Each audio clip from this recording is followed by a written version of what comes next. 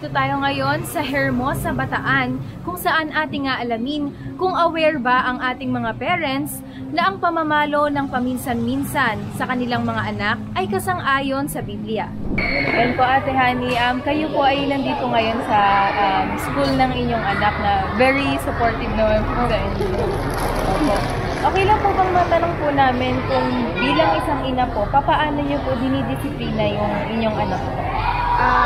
Minsan po napapalo ko yung mga anak ko kasi sobrang makukulit, kasi natural naman na sa bata yung pagiging makukulit. Pero hindi naman ibig sabihin na porque pinalo ko yung anak ko, hindi ko na siya mahal. Ibig sabihin, gusto ko lang ipakita sa kanya na nagkamali siya at itinatama ko yung kanya po.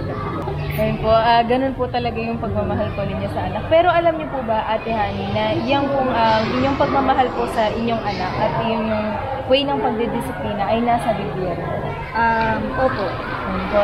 Naniniwala naman po kayo sa Biblia? Opo, naniniwala. At nagbabasa po ba kayo ng Biblia? Opo, nagbabasa naman po. Dahil dyan, Ate Annie, tatanungin po kita kung nabasa mo na ba to? And po Ate Honey, pabasa po kami ng talatang Kawikaan 13:24. Ito po. Siyang nag-uurong ng kanyang pamalo ay napupuot sa kanyang anak. Ngunit siyang umiibig ay nagpaparusang paminsan-minsan. Dahil po nabasa po ninyo yung talata natin, ano po yung masasabi nyo po or opinion nyo po dito sa nabasa nyo po yung talata?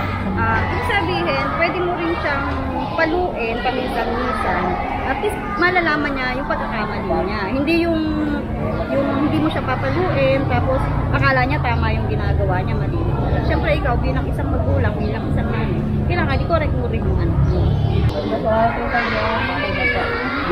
Para sa iba pang videos at makabuluhang usapan, i-like at mag-subscribe na sa MCGI channel sa YouTube at huwag kalimutang i-share. At para lagi kang guided sa mga aral ng Biblia, mag-download na ng Digital Bible app sa Google Play or Apple App Store.